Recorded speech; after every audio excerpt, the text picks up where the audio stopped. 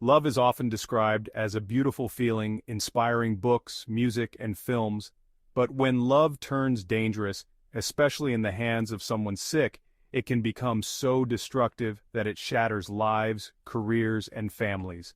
Unfortunately, this is a choice many people make. For those who choose career success, it can feel impossible to focus on both work and love.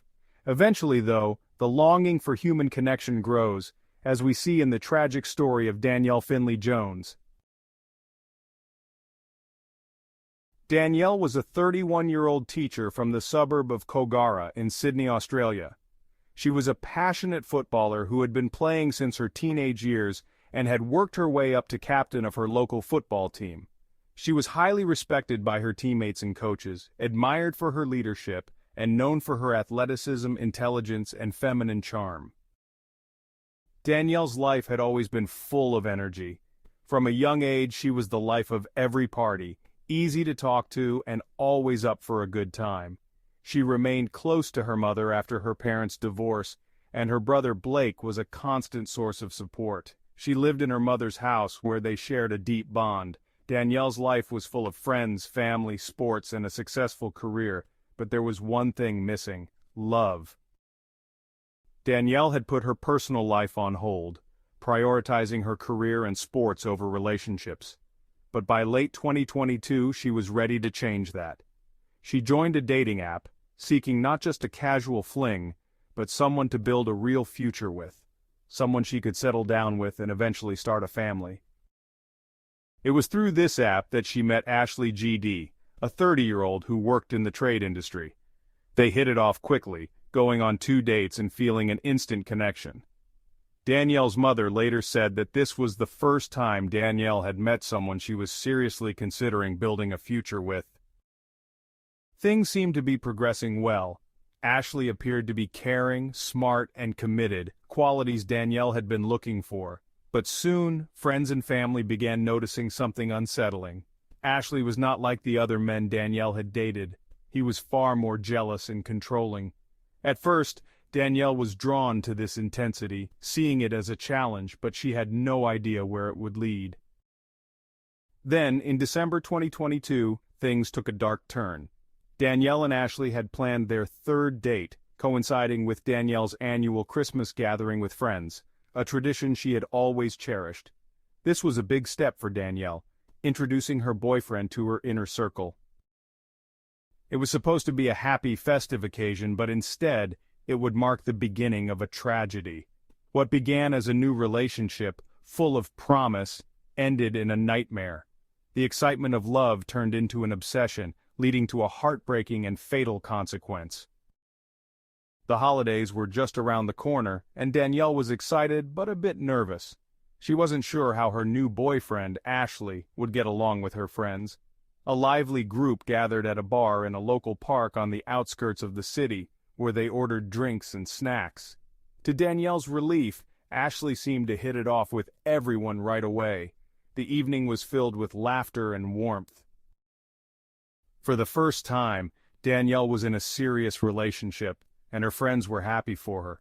She had been single for a while, and it felt strange yet wonderful to see her with someone new. The group decided to play a question-and-answer game to keep the fun going. But then, something unexpected happened. During the game, the topic of casual sex came up, and when Danielle answered affirmatively, Ashley suddenly became furious. His reaction was intense and alarming. He insulted her, calling her names that shocked everyone. According to Ashley, they had discussed this issue before, but Danielle denied it. He accused her of lying, and this sparked an argument. Ashley stormed out of the bar, but the tension didn't end there. Angry messages started flooding Danielle's phone. Trying to calm him down, Danielle stepped outside for about 20 minutes to speak with him. When they returned, everything seemed to have settled. The group tried to move on and enjoy the rest of the evening, brushing off the earlier conflict as a misunderstanding. Later, Danielle and Ashley went to a friend's house in Cranebrook to spend the night. They were given a guest bedroom in the basement. Everything seemed calm, and no one suspected anything was wrong. However, in the middle of the night, Danielle's friend, Taylor, was awakened by strange noises coming from the basement. At first he and his girlfriend thought it was just the couple being intimate, but when they heard more sounds, they decided to check it out. When they went downstairs the next morning, they found the room eerily silent. After knocking and receiving no answer, they opened the door and found Danielle lying on the floor, covered with a blanket. When Taylor pulled the blanket aside, he was horrified to find her face horribly disfigured, her body unrecognizable and no signs of life. Ashley was nowhere to be found. In shock, Taylor ran upstairs and told his girlfriend, who immediately called 911. Paramedics confirmed that Danielle was dead. Her face and neck were badly bruised, and it was clear that she had been violently attacked. The cause of death was strangulation, and she had also suffered multiple blunt force blows to her head and face. The police quickly suspected Ashley. No forced entry was found at the scene, indicating that the attacker was someone Danielle knew. As detectives pieced together the evidence, they discovered that Ashley had been at the crime scene. His fingerprints were found on the windowsill, and neighbors reported seeing a man matching his description running from the house in the early hours of the morning. Further investigation led to a chilling phone call between Ashley and his mother, in which he admitted to spending the night at his friend's house. He claimed that Danielle had suggested sex, but he had refused. He insisted that he had no idea what had happened to her and was panicked when he discovered her body. The police tracked Ashley's location to a remote area south of the city. When they arrived at the location, he threatened to jump from a high observation deck if they didn't leave him alone. After 12 hours of negotiations, Ashley was finally apprehended. He had been in a deeply distressed state, showing signs of depression and suicidal tendencies. Despite his claims of innocence, the evidence pointed to him as the murderer. Ashley was arrested and taken into custody. His actions left Danielle's family devastated. She had always been a bright, energetic person, and it was impossible to understand what had driven Ashley to commit such a horrific act. The family and friends were left with no answers, only the painful reality that the woman they loved was gone forever. The tragic murder of Danielle was horrifying for many reasons, but the most chilling revelation came when the police discovered that she wasn't Ashley's first victim. In fact, Danielle was one of several women Ashley had brutalized over the years, although other victims had managed to escape with lighter injuries. Ashley's violent tendencies stretched back for years, and his family had long been aware of his behavior. His mother and sisters had endured his physical and emotional abuse, but were too afraid to report him to the authorities. From 2016 to 2021, at least 5 different women that Ashley had dated were beaten by him, and they reached out to law enforcement to try and protect themselves. In some cases, the women tried to get restraining orders, but nothing stopped Ashley. In 2021, one of his former girlfriends finally took him to court after he choked and beat her nearly to death. She was lucky to survive. Despite the severity of the attack, Ashley's case was dismissed with a sentence of only community service, since it was his first recorded offense. This leniency emboldened him, and just months before meeting Danielle, Ashley attacked another ex-girlfriend, sending him briefly to prison. However, his prison sentence was only a few months long, and he was out just 2 months before meeting Danielle. During the investigation into his murder of Danielle, another woman came forward with a terrifying story. She had seen a report about Ashley on the news and feared for her life. She had been in a relationship with him for 3 months, during which he became increasingly controlling and cruel. Over time, his behavior grew more abusive, and near the end of the relationship, he started physically assaulting her. She confessed that Ashley's violent outbursts made her fear for her life, and it was only a matter of time before he would seriously harm someone. In July of the same year, this woman made the brave decision to go to the police after Ashley attempted to kill her. One night, he broke into her father's house near Sydney, beat her, and tried to strangle her. Luckily, she managed to escape his grasp and lock herself in a room. Her father, who had been sleeping at the other end of the house, was finally alerted to the commotion and called the police. Officers arrived just in time to detain Ashley, but despite the severity of the attack, he was released on bail and later sentenced to a short prison term.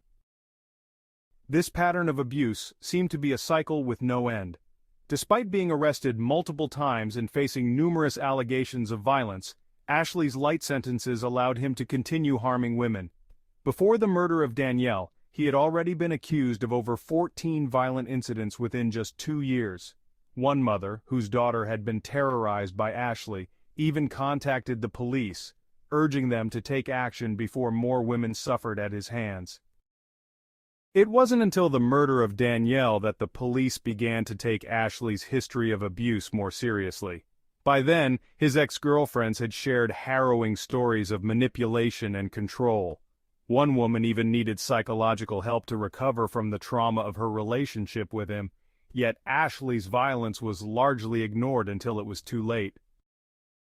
Despite his violent past, Ashley was found dead in his prison cell on April 6, 2024.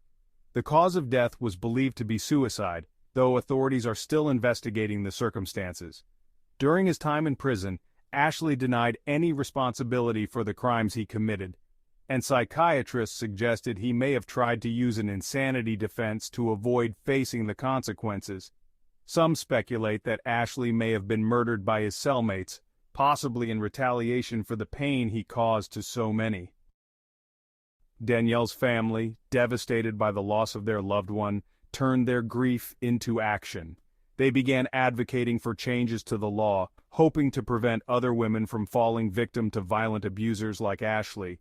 They called for stricter regulations on dating apps, where Ashley had met many of his victims, including Danielle.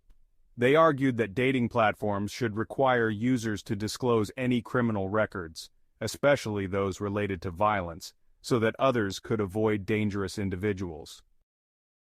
The public was outraged by how the legal system failed to protect women from a repeat offender like Ashley.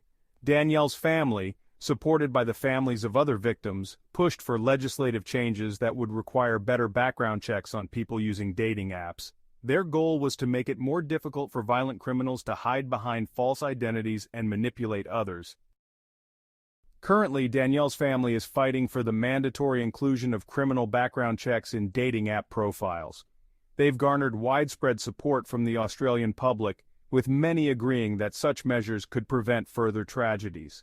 In Australia and around the world, thousands of women and men fall victim to stalkers, abusers, and predators every year, and many believe that stronger control measures are necessary to protect future victims. Unfortunately, change in the legal system takes time, and there are always those who oppose it. The tragic case of Danielle has sparked a national conversation about how the law treats criminals and how little protection is provided to those who are at risk. While some progress has been made, the fight for justice continues. Danielle's family remains determined to push for legal reforms that will better protect women from abusers like Ashley, hoping that their efforts will prevent another tragedy like the one they've endured. Thank you for watching.